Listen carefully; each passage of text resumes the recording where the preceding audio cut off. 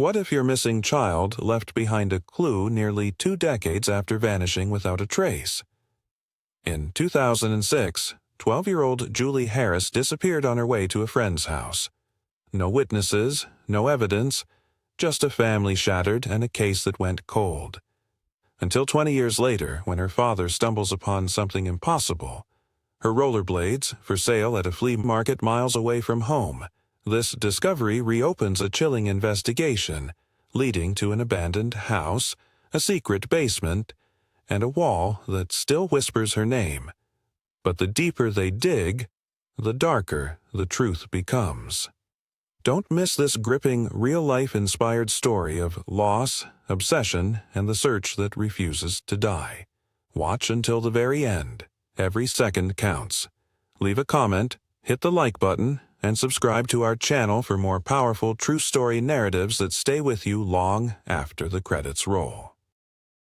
The morning sun filtered gently through the kitchen window, casting warm strips of light across the old linoleum floor. Outside, the birds were already busy with their daily chatter, and the quiet suburb of Madison, Wisconsin stirred to life with the soft hum of lawnmowers, barking dogs, and distant laughter. Tom Harris stood at the kitchen sink, rinsing the last of the breakfast dishes. The house still smelled of pancakes and maple syrup, Julie's favorite. He glanced through the window above the sink and spotted her in the backyard, crouched beside the garage, adjusting the straps on her rollerblades.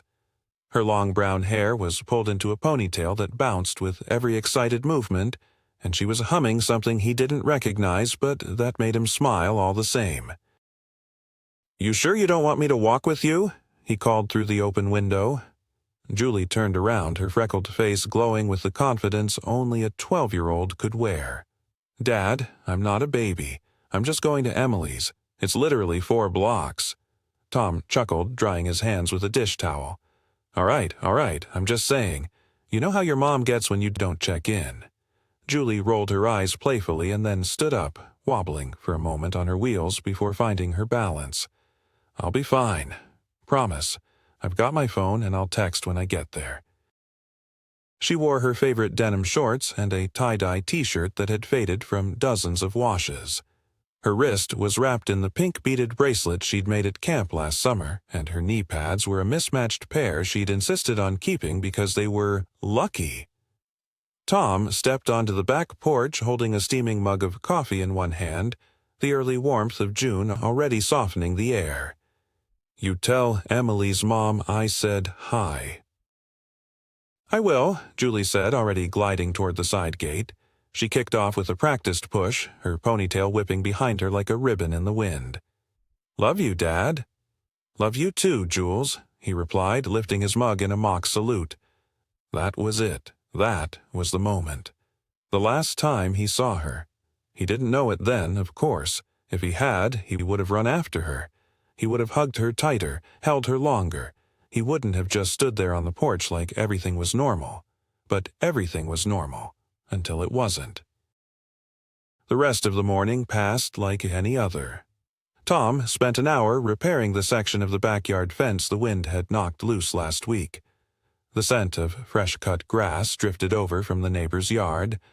A baseball game played quietly on the radio inside the garage, interrupted now and then by the clang of his hammer against the old wood. By noon, he was halfway done. He wiped the sweat from his brow, stretched his back, and glanced toward the gate Julie had skated through earlier. The sun was higher now, casting sharper shadows across the lawn. Still no text. He didn't think much of it at first. Kids forget. They get distracted. He'd remind her about it later, and she'd groan, "Dad, I forgot, okay?" But the hours passed, and the silence stretched longer, until, finally, too late, his phone rang. Emily's mother, confused, concerned.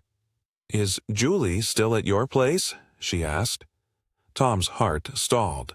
"What? No, she left for your house hours ago." A pause. "Tom, she never showed up." The mug from that morning still sat on the porch railing, the coffee long gone cold. At first, it was just a flicker of unease. Tom Harris checked his watch. 2:17 p.m. Julie had left the house just before 11. A rollerblade trip to her best friend Emily's house 4 blocks away shouldn't have taken more than 15 minutes, 20 if she stopped to talk to the Peterson boys who were always playing basketball in the driveway. He called her name out the back door, half expecting her to glide back into the yard with a sheepish grin, saying she'd forgotten something. But the alley was empty. The only sounds were the faint buzz of cicadas and the occasional car cruising down Maple Avenue. He texted her, "Everything okay? Did you make it to Emily's?" No response. He waited, 10 minutes, then 20. By 2:45, the pit in his stomach hardened into something cold. He tried calling. The line rang twice, then went straight to voicemail. That wasn't like Julie. She was good about checking in. They had rules, routines. She followed them, always. He called Emily's house. Emily's mom answered with a warm voice, but it cracked when Tom asked his question. She never showed up. The air went still. "What do you mean?" Tom asked, gripping the phone. "She left hours ago." "I thought maybe you changed your mind or she got delayed," she said, voice trembling. "But Tom, we haven't seen her. Not at all." Tom was already moving. The phone was still pressed to his ear as he grabbed his car keys from the hook by the door. His heart hammered against his ribs, panic bubbling up like acid. He was out the door before she even finished her sentence. He retraced Julie's route in his mind. From their back gate, she'd likely taken Willow Street, cut through the park, and come up Cedar Lane. A straight, sunny path through the safest neighborhood in Madison. They'd walked it together a dozen times. She could practically do it blindfolded. But now the sidewalk was empty. No sign of pink rollerblades, no bouncing ponytail, no laughter. He circled the neighborhood in his car, calling her name through the open window. He checked the park, the ice cream stand near the baseball field, even the tiny library drop-off box she liked to browse. Nothing. He stopped at the Petersons' driveway. The boys hadn't seen her. He flagged down the mailman. "Did you see a girl, about 12, brown ponytail, wearing rollerblades?" The man shook his head. That cold weight in Tom's gut dropped deeper. He drove back home, hoping, praying that maybe she'd just come back and forgotten to knock. But the backyard was as empty as it had been all afternoon. He called 911. It was the hardest call he'd ever made. The dispatcher's voice was calm, methodical. "When was the last time you saw her?" "Just before 11. And it's now almost 4. Mr. Harris, that's 5 hours." "I know," he said. "I know." Within 20 minutes, 2 squad cars rolled up to the house. Officers moved quickly, asking questions, taking down details. Julie's last known outfit. Any identifying marks. The fact that she was wearing pink and purple rollerblades with a bubblegum sticker on one boot and a fraying friendship bracelet on her left wrist. Tom couldn't stop pacing the front porch. Every time he looked up, he hoped to see her skating around the corner, sweaty and annoyed, saying, "Geez, Dad, I just lost track of time." But she didn't come. By evening, neighbors joined in. Flashlights flickered across yards and down alleys. Some walked dogs to pick up a scent. Others printed out makeshift flyers using a school photo that Emily's mom dug up from the fridge. Her smiling face, braces barely visible, beamed out from dozens of paper squares. Missing. Julie Harris, age 12. Last seen June 3, 1986. By midnight, the local news had picked up the story. Tom sat numb in the living room, the TV flashing images of Julie's school photo alongside a slow pan of the street she never arrived on. Police officers combed the area, door to door, their radios crackling in the dark. A helicopter swept overhead, its spotlight slicing through backyards like a silent accusation. Inside the house, Julie's untouched breakfast plate still sat on the table. A few half-eaten pancakes, syrup hardening at the edges. Her favorite cereal box left open. Her bedroom light still on. Helen, Julie's mother, arrived from her sister's house in Milwaukee at 3 a.m. She hadn't stopped crying since she got the call. They clung to each other in the hallway like people trying not to drown. "I told her to text me," Tom whispered, his voice cracking. "She said she would." Helen didn't answer. She just buried her face in his chest and sobbed. By dawn, the Harris home was surrounded by patrol cars, news vans, and volunteers. Every corner of the neighborhood had been searched. Every trash bin opened, every bush pushed aside. But Julie had vanished. No witnesses, no screams, no signs of struggle, just the echo of her laugh, fading like morning fog, and a sidewalk that led nowhere. The first week was chaos. The second was quiet. By the third, the silence became unbearable. The Harris home, once alive with laughter, scraped knees, and the smell of Julie's cinnamon oatmeal in the mornings, had become a vacuum. A void. A place where time stood still, waiting. Tom would wake at 6 a.m. every day like he always did, but now he didn't head to work. There was nowhere to go. Instead, he would sit in the kitchen, still wearing the same faded blue flannel Julie had gotten him for Father's Day last year, nursing cold coffee while the world outside went on like nothing had changed. Helen, meanwhile, had stopped sleeping altogether. She would wander the house barefoot at night, pausing in Julie's bedroom doorway like a ghost too scared to enter.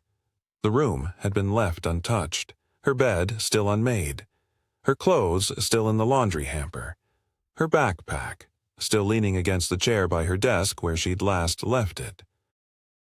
"She'll need it when she comes home," Helen had said when Tom tried to move it.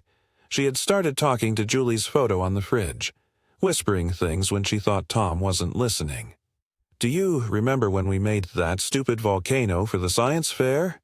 she'd murmur through trembling lips, touching the glass. "You spilled vinegar all over the kitchen. I was mad. I'm sorry, I was mad." Tom heard her every time, but he didn't stop her. He couldn't, because it was the only time he heard her voice anymore. The police came less and less. At first, there were constant visits, daily updates, phone calls, follow-ups on leads that all led to dead ends. But now, the calls came every 3 days. Then, once a week. "Still no new developments, Mr. Harris. We're doing everything we can." Were they? The flyers had started coming down, weather-worn and curling at the corners. Local businesses began removing them from their windows once customers stopped asking. There were fewer volunteers now, fewer prayers. People moved on. But Tom and Helen couldn't. They were stuck in June 3rd. Tom sat in front of their TV one night, the volume low, a rerun of a sitcom playing, characters laughing at something meaningless. He stared, unblinking, not absorbing any of it. Helen entered the room, arms crossed, eyes hollow. She hadn't brushed her hair in 3 days. "You're just going to sit there again?" she asked. Tom turned his head slowly. "What do you want me to do?" She blinked hard. "I don't know. Something. Anything." "There is nothing." Helen's mouth trembled. "You didn't even want her going out that morning. Remember? You said she should have stayed and helped with the fence, but I said to let her go." Her voice cracked and something inside her crumbled with it. "I let her go, Tom. I told her she could go. I said she'd be fine." Tom stood up, jaw clenched. "Don't do that." She stepped toward him. "Do what?" "Blame yourself. Like I haven't spent every second wondering what I missed, what I didn't see." Tears streamed down her face. "I let her go. And I didn't stop her," he snapped, louder than he meant to. "So if we're keeping score, congratulations, we're both guilty." A silence fell like a stone between them, heavy, crushing. Helen covered her face with her hands, sobbing. "I can't breathe in this house. It's like the walls are screaming." Tom looked away, his voice flat. "Then maybe you should go." She froze. The words hung in the air like smoke from a fire neither of them could put out. Her voice dropped. "Is that what you want?" "I don't know what I want," he whispered. "I just want her back." Helen left the room. A door slammed upstairs. Tom stood in the living room alone, surrounded by the echoes of what used to be a family. Later that night, he walked into Julie's bedroom. He hadn't stepped inside in over a week. He sat on the edge of her bed, running his hand across the floral comforter. On the nightstand, her diary sat closed, a sparkly pen tucked inside. He didn't open it. It felt sacred, off limits. A child's secrets that should never be invaded. So he just sat there as the air grew heavy with memories. He stared at the wall where she had taped her drawings, each one crooked, each one full of color. He stared until his eyes burned. Outside, the cicadas hummed. Inside, Tom finally cried. Not the angry, helpless kind he'd let spill in front of the cops or the neighbors. This was different. This was the sound of a man breaking, because there was no new clue. No new hope, just days that stretched into nights, and nights that never seemed to end. And somewhere out there, maybe, his daughter was still alive, or maybe she was just a ghost that walked the halls with them. A name they kept saying just to remind themselves she had once been real. The detectives came back on a Tuesday, just after noon. It had been 19 days since Julie vanished, and by then the house smelled like cold coffee and unopened mail. Tom answered the door in the same sweatshirt he'd been wearing for 3 days. Helen was upstairs pretending to nap, but really just lying in bed, eyes wide open, listening for answers that never came. Detective Mendez and her partner, Officer Lee, stepped inside, bringing with them the sterile scent of paperwork and the quiet fatigue of too many dead ends. "We've been going through the neighborhood again," Mendez said, flipping open her notepad. "Following up on possible persons of interest." Tom's throat went dry. "You found someone?" She didn't answer right away. Instead, she sat at the kitchen table, her partner beside her, and motioned for Tom to sit. He did, perching on the edge like a man waiting for a verdict he didn't want to hear. "We're not saying we have a suspect," she began carefully, "but there are people in the area we're looking at closely." Tom nodded slowly. "Who?" She glanced at her notes. "For starters, there's a man named Curtis Doyle, lives 2 streets over, drives a maroon Chevy van." Tom blinked. "The guy with the dog? I see him walking around sometimes." "That's him," Mendez said. "He has a prior. Minor stuff. Public indecency back in '79. Nothing violent on record, but enough to raise some flags." Tom felt his stomach twist. "You think he took her?" "We don't know," she said, honest but cautious. "We questioned him. No alibi for the time frame, but nothing to hold him on either. He let us search his van and house. No sign of Julie, no evidence." Tom ran a hand over his jaw. "He gives me the creeps." "You're not the only one," Lee added. "But creepy isn't illegal." Another name, another disappointment. Tom stood up, pacing. "Who else?" "Benny Trask," Mendez said. "You probably don't know him. He works part-time at the gas station off Monroe. Been couch-surfing with a cousin on Adams Street. He's got a record, petty theft, breaking and entering." Tom frowned. "Julie doesn't even go that way." "We're casting a wide net," Mendez said. "When a kid disappears like this, without a sound, without a struggle, we look at everyone. Anyone with a history. Anyone whose story doesn't quite add up." "And nothing's added up yet," Tom muttered bitterly. They didn't argue. He sat down again, his voice quieter. "Have you checked the park again? She could have taken the shortcut."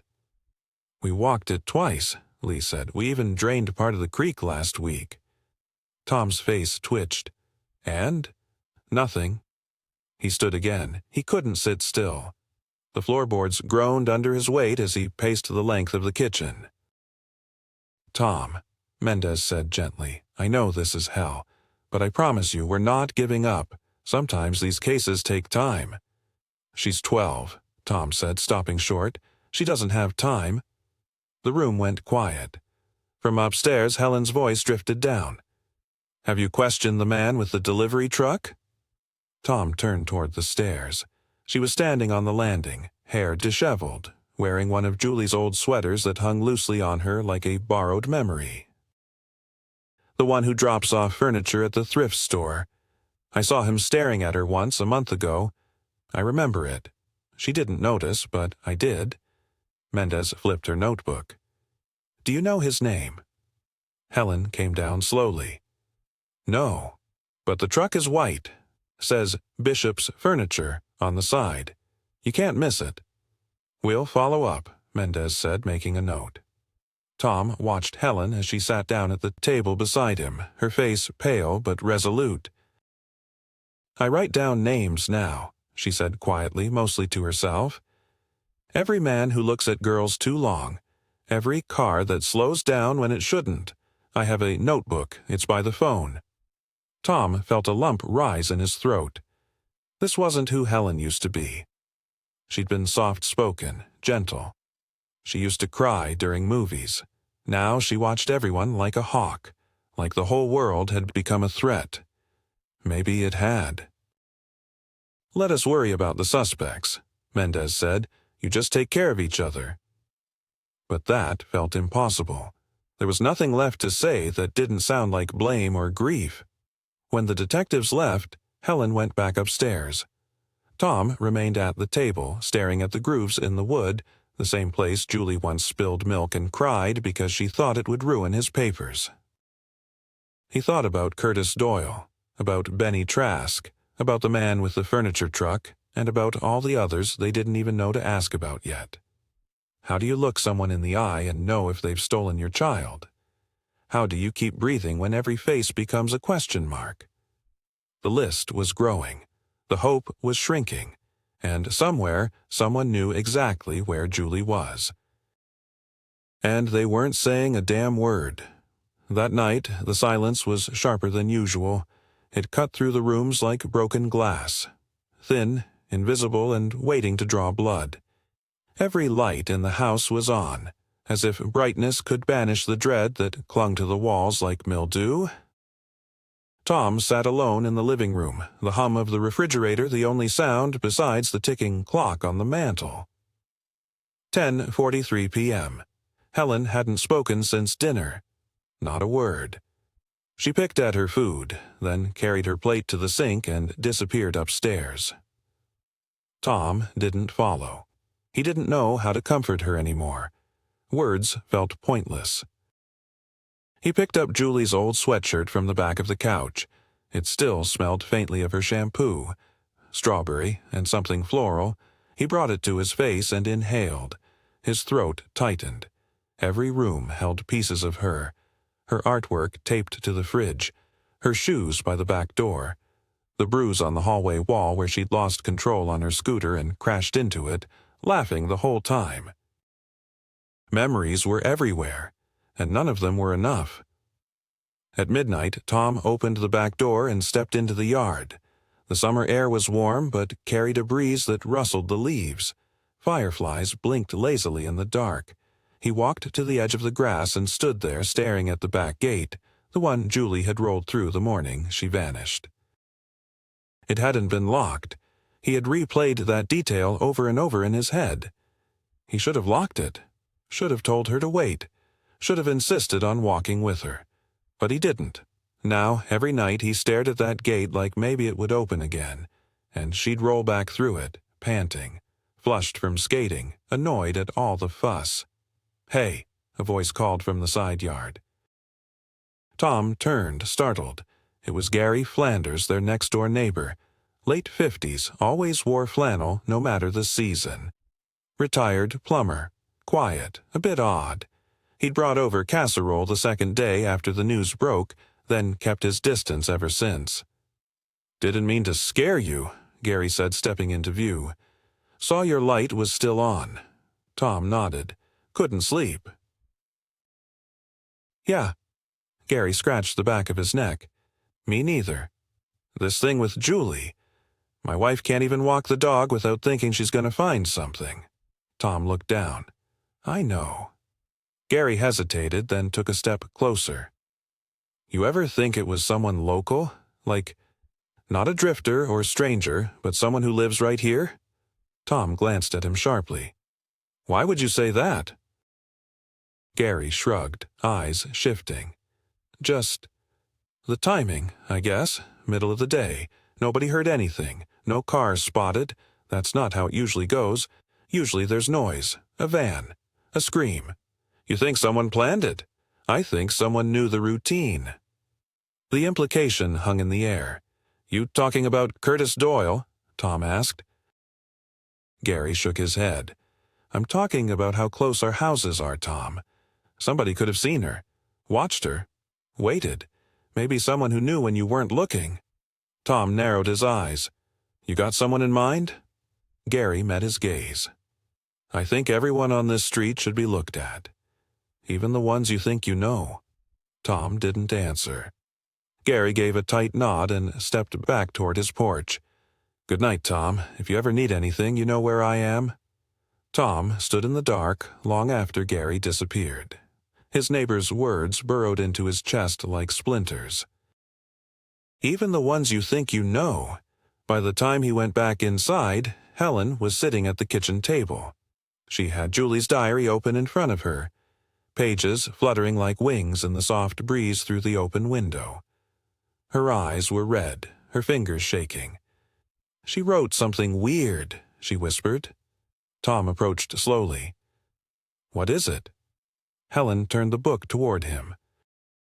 On one of the last pages, dated a few weeks before she disappeared, Julie had written, Someone keeps watching me after school. I think it's the man with the yellow shirt. He smiled at me again. I didn't smile back. Helen whispered, Who wears a yellow shirt in this neighborhood? Tom's blood ran cold. He remembered something, a flash of a man jogging past their house last month almost daily. Tall, blonde, yellow t-shirt with a faded band logo. Tom never paid him much attention. Just a guy out for a run. Now he couldn't remember the last time he'd seen him. He reached for his phone. I'm calling Mendez. The list of suspects just got longer, and the shadows around their home had never felt closer. Detective Mendez arrived before sunrise. Tom and Helen were already up. Neither of them had slept. The diary sat open on the kitchen table, its spine cracked, pages curling at the corners like they were trying to pull away from the truth inked inside. Mendez took one look at the entry and her expression darkened. She read it twice, then again, silently mouthing the words, Someone keeps watching me after school. I think it's the man with the yellow shirt. He smiled at me again. I didn't smile back. She looked up. Why didn't we see this before? Helen's voice was barely audible. I couldn't bring myself to read it. It felt like reading her secrets, like I was violating her. Mendez nodded. She didn't judge. Tom stood by the window, arms crossed, watching the street outside as if expecting someone to appear. Someone wearing a yellow shirt, walking casually past their home, oblivious to the hell he'd possibly caused. I remember him, Tom said finally. Jogger. Tall. Late 30s maybe. Short blonde hair. I used to see him pass by the house, mostly late afternoons. Yellow shirt with a logo on it, something like a concert t-shirt. Mendez pulled out her notepad. Did you ever talk to him? No, I barely noticed him. He didn't live on our block, I don't think. Just passed through. Did you see him the day Julie disappeared? Tom closed his eyes, trying to summon the image. The sun that day. Julie's laughter, her skating off down the alley. I don't remember, he admitted. I wish I did. Mendez stood, already dialing her phone. I'll get someone on traffic cams. If he passed by regularly, maybe we caught him on video. Also, going to canvass a few blocks out. If he runs a loop, someone else has seen him too. She paused by the door. Don't leave town. Either of you. Helen gave a bitter laugh. Where would we go? By noon, 2 officers were knocking on doors. Several neighbors confirmed seeing a jogger that fit the description. Yellow shirt, always alone. always with headphones. Nobody knew his name. But then a break. An older woman on Alder Street, Mrs. Penn, told the officers she remembered the man because he often stopped at the drinking fountain near the public garden. He always had this green water bottle clipped to his belt, she said. I only remember because he once dropped it and it rolled into the street. He was real polite, though, picked it up and said, "Have a good day, ma'am," smiled real wide. She described him in more detail. Tall, lanky, a slight limp in the right leg, and always running with a black armband, like the kind used to hold a phone. That narrowed it down. By late afternoon, Mendez came back with a name, Gregory Lynn Tully, 39, works for a plumbing supply company in town. No priors, lives alone in a duplex just off Mill Road. "Can I see a photo?" Tom asked. She hesitated, then showed him a DMV record. Tom stared at the face. Narrow jaw, pale skin, short blonde hair. Nothing remarkable. Not until you noticed the eyes. Distant, cool, the kind that didn't blink long enough. "That's him," Tom said. "That's the guy." They brought Tully in for questioning the next morning. He didn't run, didn't even look surprised. He walked into the station with a calmness that unnerved everyone in the room. Mendez asked him about his running route. He confirmed it, said he'd been jogging that same loop for 2 years, said he didn't know any little girl named Julie Harris. "Do you remember seeing her that day?" she asked. "No," he replied. "I see a lot of people." "Did you speak to her?" "No." "Did you ever stop near her house?" "Not unless I was catching my breath." "Did you smile at her?" Tully raised a brow. "I smile at everyone. It's polite." He passed the initial questions without flinching, but something about the way he answered, mechanical, rehearsed, made Mendez's skin crawl. They searched his apartment. It was clean. Too clean. Like it had just been scrubbed. There were no trophies, no photos, no trace of children's items. But there was one thing that made everyone stop. A single yellow T-shirt. Folded perfectly in the bottom drawer of his dresser. Faded lettering. Fleetwood Mac 1987. Tour. Mendez bagged it for evidence. Tom waited outside the station while the search took place, chain-smoking on a bench, eyes bloodshot. When Mendez stepped out, he stood immediately. "Well?" "We have him on camera," she said. 2 blocks from your house, the day Julie went missing, wearing that shirt." Tom's hands shook. "So he did it." "We don't know," she said, her voice measured. "We can't arrest someone for jogging in a yellow shirt." "But she wrote about him," Tom said. "She was scared of him. That means something." "It does," Mendez agreed. "But the law needs more than suspicion. We need physical evidence. Witnesses. Something we can put in front of a jury." Tom stared at the ground. "He'll get away with it." She didn't argue. That night, Helen sat with Tom on the front porch for the first time in days. The air was warm, heavy with coming rain. Crickets buzzed, and far off, someone's sprinkler clicked on. "I thought knowing a name would help," Helen whispered. "But it doesn't. It makes it worse." Tom said nothing. He just held her hand. Somewhere nearby, maybe just a mile away, Gregory Tully slept in his bed. Free. Calm. And Julie was still gone. The monster might have a name now, but the nightmare wasn't over. The next morning, Helen didn't come downstairs. Tom knocked on the bedroom door softly, then a little louder. Nothing. He opened it gently. She was sitting on the floor beside Julie's bed, the diary in her lap, eyes glassy, face pale.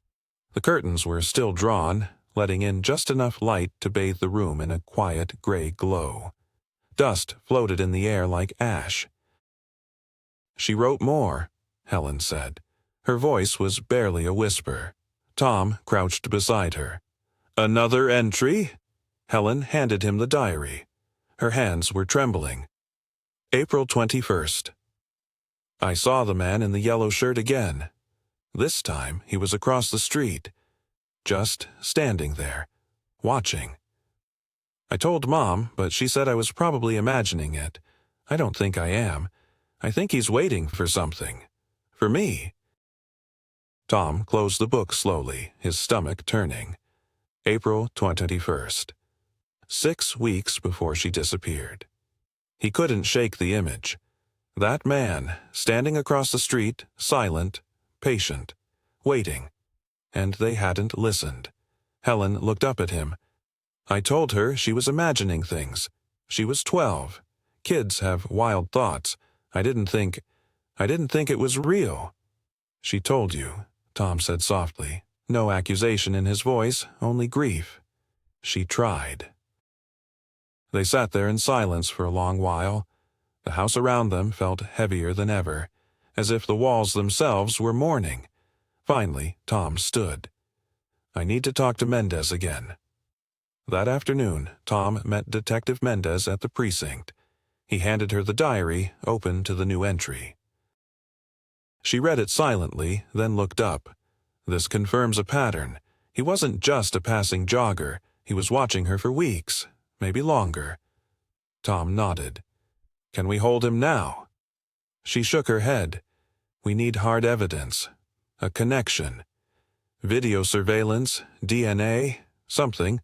The diary helps, but it's still considered hearsay. It builds a profile, but it doesn't lock him down. He's going to vanish, Tom said. You know that, right? As soon as he feels the pressure. He hasn't run yet, Mendez said. That's what worries me. She stood and grabbed her jacket. I want to try something. Later that day, Mendez showed up at Gregory Tully's job. She brought 2 officers with her.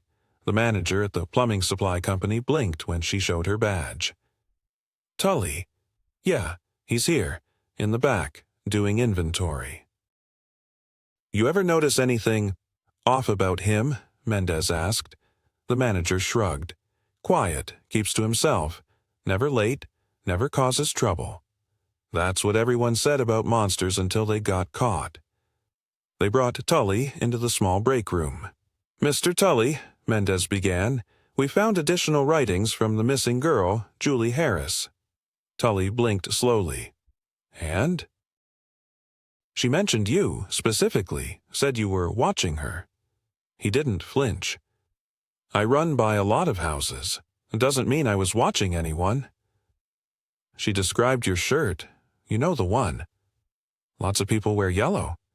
You were seen parked in a van outside her house, no plates. You want to explain that? Now his face changed.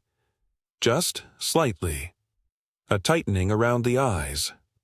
I don't drive a van, he said. I drive a Toyota. Ask my boss. We did, and he said you're not assigned a van. But he also said there's an old delivery vehicle they haven't used in years. It's registered to the company, but not on the insurance anymore. Tully's jaw clenched. That's not mine. No, Mendez said, leaning in. But the garage where it's stored was unlocked, and it's been moved recently. He didn't respond. We're going to impound it, she said. Run the plates, check for trace evidence. Tully stared at her for a long moment. Then he smiled. It wasn't a normal smile. It was slow, crooked, as if he knew something she didn't. You're wasting your time, he said. There's nothing in that van. They impounded it anyway. The inside was stripped clean, floor washed, surfaces wiped. There were no fingerprints, no DNA, no hairs, no fibers, but something was off. On the passenger's side window, hidden in the grime just above the door lock, the forensics team found a faint outline, letters scratched into the glass. J.H. Julie Harris. It was small, so faint it nearly went unnoticed. But it was there. When Tom saw the photo, he nearly dropped it. That's her, he whispered. She was in that van. We think so, Mendez said, but we can't prove when. Can you hold him now? Not yet. The initials help, but they're not enough. He'll say they were coincidence, that it stands for something else. Tom's fists clenched. Then what will be enough? A witness, a confession, or a body. The last word hit like a bullet. Tom looked away. "She's not dead." "I hope you're right," Mendez said quietly. That night Tom didn't sleep. He sat on the porch again, staring at the dark street, waiting for headlights that never came. And somewhere in the stillness, a single truth echoed louder than any sound. Julie had been inside that van. And someone had cleaned it with purpose, not out of fear, but experience. The search for Gregory Tully had officially become a manhunt. Mendez stood before a map of the Midwest taped to the precinct wall, red pins marking every known location he'd lived, worked, or been sighted over the last 20 years. A line was beginning to form, a slow, deliberate drift south. He never stayed in one place too long, never left much behind. And now, with the walls closing in, he'd disappeared without a sound. But he'd made a mistake. He'd kept things that spoke, and one of them was still alive. The DNA pulled from the rollerblades in the basement walls matched Julie. The voice on the tape was hers. That was now accepted fact, written in ink across a reopened case file. But what haunted everyone, what kept Helen awake, pacing the floor of the motel at 3 a.m., was the question no one dared say out loud. How long was she alive? And more terrifying still, is she still? On the 5th day of the search, a call came in from a tip line in Indiana. A woman named Kara Simmons had been living in a trailer park outside Fort Wayne when she saw the news piece on local TV. The face they'd shown, the composite of the man seen outside the Aberdeen house, triggered something. She hadn't known his name, but she knew his habits. "He lived in the trailer behind mine for about 4 months last year," she told Mendez over the phone. "Real quiet. Always wore long sleeves even in summer, drove a white van with a broken taillight." "And what makes you think it's the same man?" Mendez asked. Kara hesitated, then said, "Because I saw a girl." The line went dead silent. "She was young," Kara continued, "real thin, pale. I thought maybe she was his daughter, but they never went anywhere together. Sometimes I'd hear crying. He told me she was homeschooled. But something wasn't right." "Did you call anyone?" Mendez asked. "I did, twice, but nothing ever came of it." "Did you see her leave?" "No," Kara said. "One day the van was just gone. I haven't seen him since." Mendez didn't waste time. By evening, she and 2 federal agents arrived in Fort Wayne, combing the property. The trailer Tully had rented was empty, stripped of anything identifiable, but buried beneath the floorboards they found more drawings. On torn grocery bags, on old receipts, scribbles of girls with wide, haunted eyes, and one more name, written in jagged print across the back of a receipt for engine oil: Julie. Back in Madison, Tom sat in the same chair at the precinct, holding the photo of the basement wall in one hand, the audio tape in the other. He kept flipping between them like a man clinging to life rafts, afraid to let go of either. Helen sat beside him, silent but alert. Stronger than she'd been in weeks. The grief hadn't lessened, but it had been channeled, sharpened. They had something now they hadn't had in years. Momentum. "You really think we'll find her?" Helen asked Mendez quietly. The detective paused before answering. "I think we're close," she said. "Closer than we've ever been." She looked between them, her voice calm but carrying weight. "I can't promise you she's alive. But what I can promise is this. He won't get away again, and if she's out there, we're going to bring her home." That night, in an abandoned gas station just outside of Peoria, a white van sat beneath a flickering sign. Inside, Gregory Tully sat on the edge of a cot, the air stale with gasoline and dust. His face was thin, sunken. He looked like a man unraveling. Beside him, a duffel bag, half-zipped. Inside, a box cutter, 2 passports, and a roll of duct tape. He stared at a photo in his hands. Julie, younger, frozen in time. smiling in a way she hadn't in years. But something in Tully's eyes had shifted. No longer smug, no longer calm. He was sweating, watching the shadows crawl beneath the door. Because he knew they were coming. Outside, headlights cut across the parking lot. 2 unmarked cars. 1 squad cruiser. Doors opened. Boots crunched gravel. Tully stood. He didn't run this time. He just closed his eyes and waited. The rollerblades sat in the passenger seat, buckled in like a fragile child. Tom drove with both hands on the wheel, his knuckles pale, jaw locked tight. The road stretched before him, a ribbon of concrete unspooling through the quiet farmland of southern Wisconsin. The clouds hung low and thick, as if the sky itself was waiting for something to break. The radio was off. The silence in the car was thick, pulsing with memories. He couldn't stop glancing at them. Those pink rollerblades with the faded unicorn sticker and scuffed wheels. They looked older now, worn thin by time, but they still pulsed with her presence. Her fingerprints might have long since faded, but her energy, her childhood laughter, her spirit, was there. Every few minutes a wave of doubt would rise in him like bile. What if I'm wrong? What if they're just a pair that look like hers? What if this is just another false hope? But then he'd look again at that crooked sticker, the glittery mane still clinging to the plastic, and he knew these were hers, Julie's, and they had come back to him for a reason. The drive to Madison took just over 2 hours. It felt longer.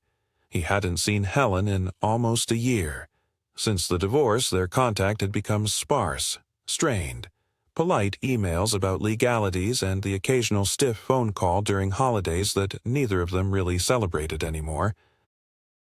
They had agreed to separate not because they stopped loving each other, but because grief had made the house unlivable. The silence between them had grown louder than any scream. Now, for the first time in months, Tom was pulling back into the neighborhood they once called home. The house hadn't changed.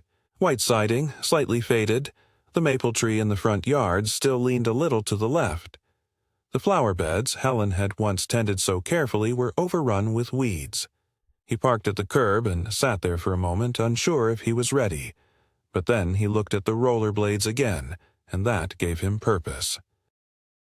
He took them from the seat, cradling them like something sacred, and walked up the driveway. The door opened before he could knock. Helen stood in the threshold barefoot in an oversized sweater that used to be his. Her eyes landed on him first, then dropped to what he held in his hands. She didn't speak, neither did he. For several seconds they just stood there, the air between them thick with something too big to name. Then, in a whisper, "Is that?" Tom nodded.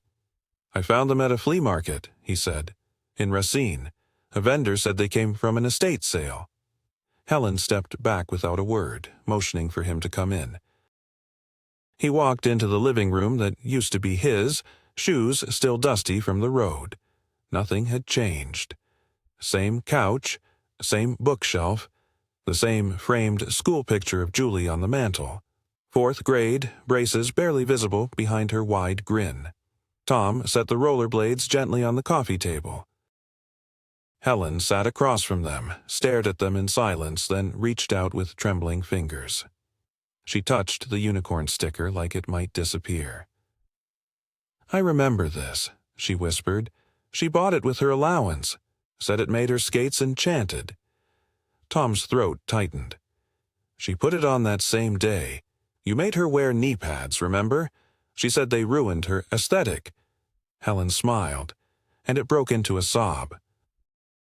She covered her mouth with both hands as her shoulders shook, the kind of cry that comes from a place too deep for language.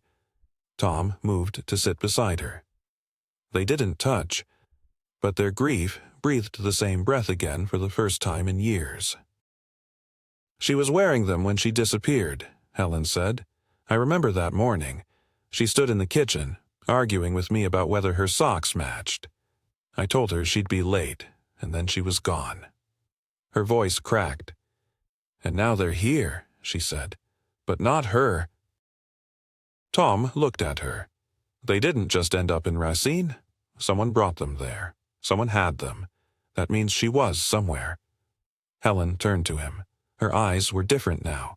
Sharper, awake. You think she's still alive? I don't know, Tom said honestly. But I think this is a sign. Something's opening up again, and we have to follow it. All the way. They sat there for a while longer, just watching the rollerblades. As if waiting for them to move. As if waiting for Julie to walk back through the front door, laughing and breathless, asking why everyone looked so serious. When Tom finally stood to leave, Helen surprised him. I want to come with you, she said. He looked at her, unsure what she meant. Wherever you're going next, she added. Estate sale, police. I don't care. I can't just sit here anymore. He nodded. They weren't a couple anymore. But they were still parents. And this thread, this impossible artifact from the past, had stitched something back together. Not just between them, but between them and hope. The Madison Police Department hadn't changed much in 20 years. Same beige walls, same plastic chairs in the waiting area. Same faint smell of burnt coffee and floor wax. But to Tom, it felt like walking into a war room. Every step echoed with old grief and renewed urgency. He and Helen sat side by side in front of a metal desk in the small evidence intake room. Between them, inside a sealed clear bag, were the rollerblades. Officer Morales handled them with gloved hands, his expression serious but respectful. He examined the scuffed wheels, the peeling unicorn sticker, the initials, J.H., scratched faintly into the toe guard of the right skate. You're certain these belong to your daughter? He asked. Tom nodded. There's no doubt. I bought them myself for her 12th birthday. She added those stickers. That scratch? That's her name. I carved it in when she was worried someone at the skating rink would take them. Helen added, her voice fragile but steady. She was wearing them the day she disappeared. June 3rd, 2006. Officer Morales sealed the bag and jotted notes. We'll send these to the lab for trace testing. I'll flag it as a priority. With any luck, we might pull something. DNA, fibers, maybe even something from whoever's handled them since. Tom leaned forward. Do you think there's any chance she could have worn them after she disappeared? The officer paused, considering. If there's viable skin cells or sweat in the lining, we might be able to tell roughly when it was deposited. It's a long shot, but it's not impossible. Helen exhaled, a sound between a sob and a sigh. That afternoon, the rollerblades were officially logged into the system as evidence in a reopened missing child investigation.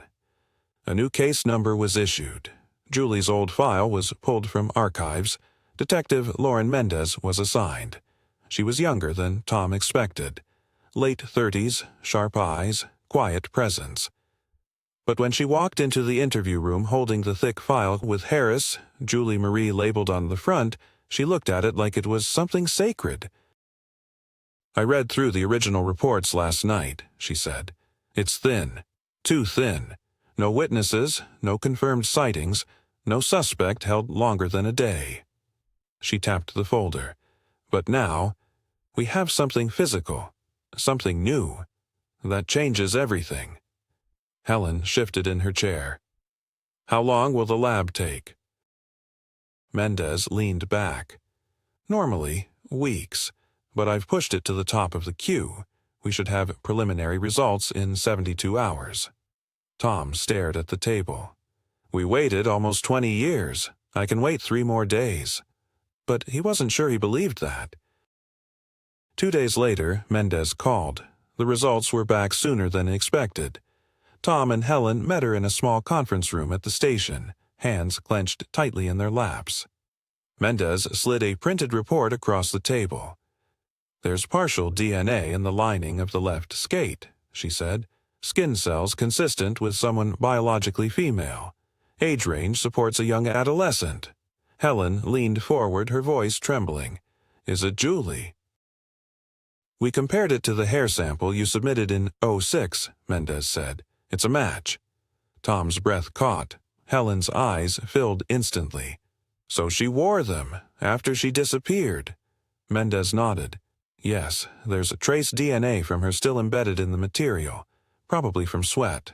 It's old, degraded, but consistent, which means these rollerblades were on her after June 3rd.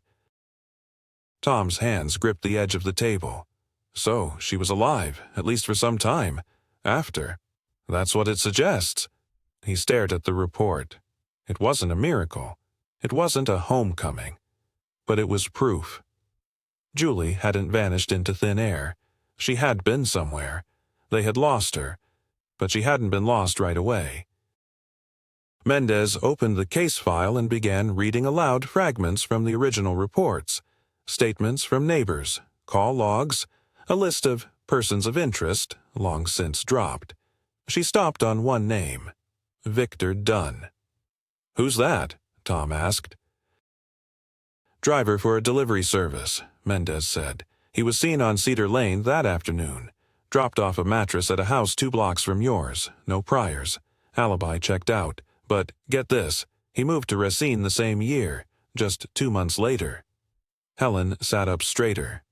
"That's where the vendor said the rollerblades came from. An estate sale in Racine."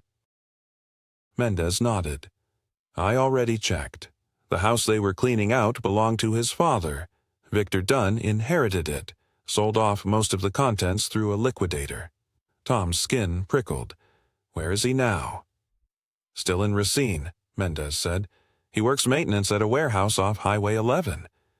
Helen's voice was sharp now, brittle. "Have you brought him in?" "We've asked him to come for a conversation," Mendez said. "But we're being careful. No warrant yet. No arrest. Not until we know exactly what we're dealing with." Tom looked her dead in the eyes. "He had her skates. That is what we're dealing with." Mendez held his gaze. "Then we'll get the truth. One way or another." The pieces were moving again. After all this time, they were no longer waiting in the dark. They were reaching, digging, and for the first time in nearly 2 decades, the past was starting to answer back. The wind off Lake Michigan hit harder on the south side of Chicago. It blew dust down cracked sidewalks and carried the scent of exhaust and old brick. Detective Mendez stood outside a weathered 2-story brownstone on West 83rd Street, her coat collar pulled high, a clipboard clutched under one arm. Behind her, a plain black cruiser idled at the curb. Inside sat Tom and Helen Harris watching through the windshield, their faces pale with anticipation and dread. The house was one of those places time had passed by. Boarded windows on the top floor, weeds clawing up through the chain-link fence. According to public records, the owner had died 8 months ago. No family. No will. The city had been preparing to seize the property until a man named Curtis Voss made a cash offer at the last minute. He ran a junk shop 3 blocks away, Second Chance Treasures, and he claimed he was just flipping the contents of the house for resale. But he never officially transferred ownership. No deed was filed, no taxes paid. That made him interesting. Mendez knocked. Footsteps shuffled behind the door, slow and uneven. It creaked open a few inches, held by a rusted chain lock. A man in his 50s squinted at her through the gap. Balding, sun-damaged skin, thin-framed glasses that slid low on his nose. A greasy flannel shirt hung off his shoulders like it belonged to someone else. "Mr. Voss?" Mendez asked. "Depends who's asking." "Detective Lauren Mendez, Madison PD," she said, flashing her badge. "I'd like to ask you a few questions about some items you recently sold at a flea market in Racine." He stared at her for a beat too long. "Don't know what you're talking about." Mendez kept her tone even. "A pair of pink children's rollerblades, unicorn sticker, youth size 4. His eyes twitched, just slightly. "Yeah," he said finally. "Bought them out of an old house I cleared last month. Box of junk in the garage. Sold them for what, $20? Why?" "They belong to a missing girl," she said. "Julie Harris. She was 12 when she disappeared. 19 years ago." Voss's mouth moved, but no sound came out. Mendez pressed gently. "The house you pulled them from. Was it 2116 West 83rd? He nodded, slow. "Yeah, place was a mess. Empty for years. Old man who lived there. Recluse. Died alone. Everything covered in dust. Figured nobody'd care." "Did you find anything else there? Children's clothing? Toys? Photos?" He hesitated. "There was a box," he said. "Couple drawings, crayons, one of those charm bracelets. I thought it was old-school stuff. Didn't keep it." Mendez's eyes narrowed. "What did you do with it?" He shrugged. "Tossed it. Dumpster behind the shop." "Do you remember what was drawn?" He scratched his chin. "I think a girl in front of a house. She wrote something on the bottom. Said, 'Me at my new home.'" Mendez's heart thudded. "Can you show me the garage?" Voss unlocked the door and stepped back. The house smelled of mildew and thyme. The hardwood floors bowed in the middle, and the air inside was damp, heavy with silence. He led her through the kitchen and out the back to a detached garage that leaned like it was tired of standing. He yanked open the warped side door. Inside, shafts of dusty light fell through cracks in the roof. Cobwebs glistened in the corners. Rusted tools hung crookedly on one wall, and in the far corner, a pile of cardboard boxes, half collapsed, covered in an old blue tarp. Mendez stepped over a lawnmower wheel and peeled back the cover. She didn't expect to find much, but she saw the edge of something. A photograph, yellowed and curled at the corners. She picked it up. It was a Polaroid. A young girl standing in a driveway, holding a small stuffed dog. Her hair pulled back, eyes wide but not smiling. Not Julie, but someone else. And behind her, in the blurry background, what looked like the same garage. Mendez turned to Voss. "Who took this?" "I swear I don't know. That stuff was in a crate in the attic. I didn't even look through half of it." Mendez bagged the photo and radioed the officers in the car. "I need you inside." In the cruiser, Tom's knee bounced non-stop. When Mendez emerged from the house 20 minutes later, her face was unreadable. She opened the back door and handed Tom a sealed evidence bag. Inside it was the photograph. He stared at it, his hands trembling. Helen leaned over, her breath catching. "That's not Julie," she whispered. Tom nodded slowly. "But someone took her. Someone like her." Mendez slid into the front seat. "We believe whoever lived in that house had a pattern. That girl in the photo might have come before Julie. We're running facial recognition now, trying to track any open cases." Helen asked, "Do you think Julie was there?" Mendez turned, her eyes tired but focused. "Yes, I think she was. Maybe not for long, but long enough to leave behind those skates." Tom swallowed hard. "Is the man who owned the house still alive?" "No," Mendez said. "Died last year. Heart failure. But neighbors say he had visitors. Off the books. Men. One of them matched the description of Gregory Tully." Silence. A long, heavy silence. Helen whispered, "They were working together." "It's possible," Mendez said. "We're going to re-examine every connection, every visitor, every delivery. Because if someone helped him back then, they may still be helping someone else now." Tom looked at the house one last time through the rear window as they pulled away. A quiet, rotting shell on a broken street. But somewhere inside its walls, Julie had left a trace. And now he would follow every one of them, even if it led him into the darkest corners of memory, even if it led him to the truth he was afraid to face. The sun was dipping behind the rooftops as Detective Mendez and Officer Morales stood outside the dilapidated Craftsman on South Aberdeen Street. The house, sagging at the edges, stood in the same eerie stillness it had the day the last owner died inside it, 3 years ago to the month. A rusted mailbox still bore the nameplate, R. Eldridge. According to the coroner's report, Raymond Eldridge had passed away quietly in his sleep. No foul play, no family, no funeral, just an old man who died alone in an old house no one wanted. Until now. Mendez took a breath and turned to Morales. "You ready?" He nodded and they pushed through the door. Inside, the air was stale and thick with mold. The wallpaper peeled like shedding skin, and the floor creaked beneath their feet with every cautious step.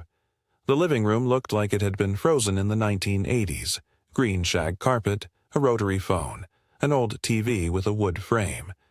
Dust hung in the air like fog. Most of the furniture was covered with stained sheets, and the smell of mildew and forgotten lives pressed in from every corner. "Jesus," Morales muttered, "feels like a tomb." "It might be," Mendez replied. They moved slowly, room by room, until they reached the door at the end of the hallway. It was narrow, warped, and locked from the outside. A rusted padlock hung from a chain across the handle. Mendez knelt down. "Give me the bolt cutters." Morales handed them over. One sharp snap echoed through the house, and the chain clattered to the ground. She opened the door. The smell hit instantly. Earthy, damp, tinged with something sour and old. A steep staircase descended into blackness. They turned on their flashlights. The beam cut through dust and shadow, illuminating a bare concrete basement. Boxes lined the walls, some collapsed from moisture. The air was colder down here, heavier. They stepped carefully, and then Morales stopped. "Over here." Mendez turned her light. On the far wall, beneath a high, narrow window, almost sealed with grime, were drawings. Faint, done in crayon or marker, some smeared by time or water damage, stick figures, houses, stars. But in the center of the wall, in childlike, shaky handwriting, was one name. Julie, scrawled over and over, sometimes in red, sometimes blue, sometimes barely legible. One stood out, Julie 2006. "I live here now." Mendez felt the ground shift beneath her feet. She stepped closer, kneeling to examine the wall. Her fingers hovered near the markings but didn't touch them. She didn't need to. She knew what they were. Behind her, Morales whispered, "She was here." Mendez nodded, her voice tight. She was kept here. They turned toward the boxes. Some were empty, filled with rotting paper or mice nests, but one had something more. Old toys, a broken music box, the ballerina long since snapped off, a Barbie missing its arms, a tiny pink notebook, the pages stuck together, and at the bottom, a worn stuffed rabbit, pale gray, one button eye gone, the ear hanging by a thread. Mendez held it up. "This wasn't Eldridge's," Morales replied. "Not unless he had a secret life as a 6-year-old girl." She bagged the rabbit. They searched for hours, combing through debris, looking for anything, hair, fibers, bone, but the house had been empty for years and time had erased much of what might have been there. Still, the wall said enough. Julie had lived in that basement, not for a night, not for a day, long enough to leave her name, long enough to draw a new home. Later that evening, Tom and Helen sat in the precinct conference room, staring at the photographs. Mendez laid them out slowly, one by one. The basement wall, the drawings, the name. Helen covered her mouth, eyes wide and wet. "She wrote that?" "She did," Mendez said. "We're running chemical analysis now to estimate the age of the ink. But from what we can tell, it's around the time she disappeared." Tom leaned forward, gripping the edge of the table. Then she was alive, after June 3rd, and she was here, in that house. "Yes," Mendez said, "and likely kept there for some time." Helen's voice broke. "By who?" "That's what we're going to find out. Eldridge lived alone, but neighbors remember a younger man visiting. Occasionally. Quiet, drove a white van. We're pulling surveillance records, DMV logs, anything. But we think he may have moved through more than one house, which means—" Tom whispered it for her. She might have been moved too. Mendez looked them both in the eyes. "We're not at the end," she said softly. "But for the first time, we're finally in the right place to begin." Tom stared at the photo of Julie's name on the wall. The handwriting was uneven. The letters leaned sideways. But it was hers. And it was still there, surviving, like she had. Somewhere out there, if she was still alive, Julie was waiting. And now, the walls were starting to talk. The forensic team spent the next 2 days inside the Aberdeen Street house, moving slowly, methodically, like archaeologists brushing dust from the bones of something sacred and terrible. Detective Mendez returned with them daily, combing through every inch of the basement, studying every hairline crack in the concrete, every rust stain that might once have been something more. The house, long silent, seemed to groan as if it, too, was remembering. On the 3rd day, they found something. Behind the furnace, concealed in the drywall, an old, hand-built crawlspace barely 3 feet deep. Tucked inside was a small rusted tin box sealed with tape yellowed by time. Mendez pried it open slowly, as if afraid it might breathe. Inside were fragments. A faded photograph of a girl, Julie again, unmistakably, wearing a sweatshirt Tom recognized from a back-to-school shopping trip. She looked tired, pale, but alive. Her eyes held the same stubborn spark that used to flash when she argued over bedtime. And then, a cassette tape. Unlabeled, unmarked. The tech team transferred the audio to digital within hours. The voice that played back through the speakers was faint, distant, muffled behind layers of static. But it was a child. Young, frightened. "My name is Julie Harris. I don't know what day it is. He said if I'm good, I'll get to go outside soon. I just want my mom. Please come find me." Helen collapsed into her chair, hands over her face. Tom stood frozen, staring at the recorder as though it could bring her back. Mendez didn't say anything for a while. She just let the tape play again, and again, and again. That night, Tom couldn't sleep. The hotel bed felt too stiff, the sheets too clean. He sat on the balcony alone, the city humming faintly below. In his hands he held a copy of the photo they'd found. Julie, in that sweatshirt, hair pulled into a sloppy ponytail, sitting on what looked like a mattress on a cement floor. She looked like she was trying to smile. She didn't succeed. Helen came out quietly, a blanket over her shoulders. She didn't speak right away. She just sat beside him. After a long silence, she whispered, "I used to wonder if she ever thought we stopped looking." Tom didn't answer at first. Then, she knew. She knows. Helen's voice cracked. That tape. The way she said my name. It didn't sound like a memory. It sounded like a prayer. Tom looked at the skyline. "We failed her once. We're not going to do it again." Back at the station, Mendez was cross-referencing every visitor to Eldridge's house in the years before his death. Neighbors had described one man in particular, late 30s at the time, light hair, lean frame, drove an old white cargo van with no markings. A composite sketch was made. Tom confirmed it without hesitation.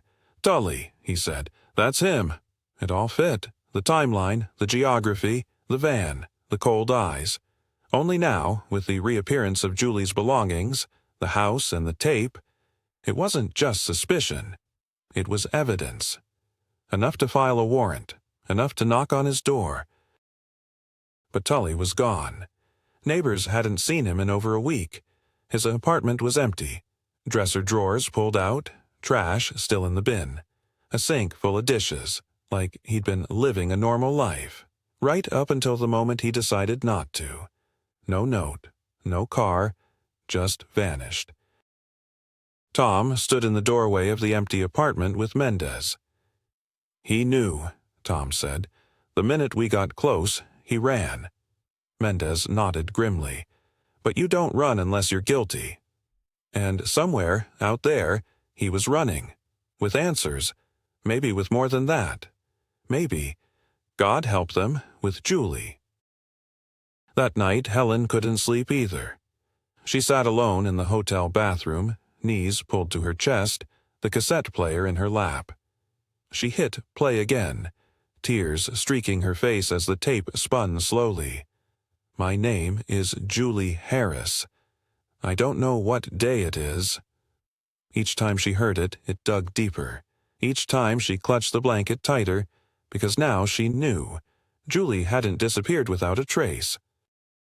She had left breadcrumbs, a wall, a toy, a voice, a name, and someone had buried all of it, thinking it would stay buried. But the walls had remembered, and so had Julie. The search for Gregory Tully had officially become a manhunt. Mendez stood before a map of the Midwest taped to the precinct wall, red pins marking every known location he'd lived, worked, or been sighted over the last 20 years. A line was beginning to form, a slow, deliberate drift south. He never stayed in one place too long, never left much behind. And now, with the walls closing in, he'd disappeared without a sound. But he'd made a mistake. He'd kept things that spoke, and one of them was still alive. The DNA pulled from the rollerblades and the basement walls matched Julie. The voice on the tape was hers. That was now accepted fact, written in ink across a reopened case file. But what haunted everyone, what kept Helen awake, pacing the floor of the motel at 3 a.m., was the question no one dared say out loud. How long was she alive? And more terrifying still, is she still? On the 5th day of the search, a call came in from a tip line in Indiana. A woman named Kara Simmons had been living in a trailer park outside Fort Wayne when she saw the news piece on local TV. The face they'd shown, the composite of the man seen outside the Aberdeen house, triggered something. She hadn't known his name, but she knew his habits. "He lived in the trailer behind mine for about 4 months last year," she told Mendez over the phone. "Real quiet. Always wore long sleeves even in summer. Drove a white van with a broken taillight." "And what makes you think it's the same man?" Mendez asked. Kara hesitated, then said, "Because I saw a girl." The line went dead silent. "She was young," Kara continued, "real thin, pale. I thought maybe she was his daughter, but they never went anywhere together. Sometimes I'd hear crying. He told me she was homeschooled, but something wasn't right." "Did you call anyone?" Mendez asked. "I did, twice, but nothing ever came of it." "Did you see her leave?" "No," Kara said. "One day the van was just gone. I haven't seen him since." Mendez didn't waste time. By evening, she and 2 federal agents arrived in Fort Wayne, combing the property. The trailer Tully had rented was empty, stripped of anything identifiable. But buried beneath the floorboards they found more drawings. On torn grocery bags, on old receipts, scribbles of girls with wide, haunted eyes, and one more name, written in jagged print across the back of a receipt for engine oil. Julie. Back in Madison, Tom sat in the same chair at the precinct, holding the photo of the basement wall in one hand, the audio tape in the other. He kept flipping between them like a man clinging to life rafts, afraid to let go of either. Helen sat beside him, silent but alert, stronger than she'd been in weeks. The grief hadn't lessened, but it had been channeled, sharpened. They had something now they hadn't had in years. Momentum. "You really think we'll find her?" Helen asked Mendez quietly. The detective paused before answering. "I think we're close," she said. "Closer than we've ever been." She looked between them, her voice calm but carrying weight. "I can't promise you she's alive. But what I can promise is this: he won't get away again. And if she's out there, we're going to bring her home." That night, in an abandoned gas station just outside of Peoria, a white van sat beneath a flickering sign. Inside, Gregory Tully sat alone at the edge of a cot, hands clasped, body tense. He stared at the wall across from him. Drawn onto it in red marker were lines, tally marks, a grid only he understood. Beside the cot was a duffel bag. Inside it, food, water, rope, duct tape, and something else. A photograph. Worn, edges curled, corners torn. Julie Harris, she was younger in it, still smiling. Still his. He stared at it like it belonged to him, like she did. But in the distance, faintly carried by the night air, came the sound of sirens. Growing louder, Gregory stood slowly, the photograph still in hand, his breath steady but shallow. Outside, tires screeched against pavement. Doors slammed. Shouts rang through the air. He looked at the photo one last time. And then, for the first time in 20 years, he ran without a plan. At that same moment, 2 counties away, a young woman stood barefoot in a truck stop restroom, washing her hands under cold water. Her reflection flickered beneath a buzzing fluorescent light. Her eyes were wide, shadowed. Her hair was long, uneven. She looked down at the sink, then up again. She didn't know her name. Not the one he gave her, not the one she was born with. But in her pocket, tucked deep and folded into a scrap of plastic wrap, was a sticker, a unicorn, pink with a rainbow mane. And somehow she knew it meant something, something she wasn't supposed to forget. She looked into the mirror, her voice raw and unsure.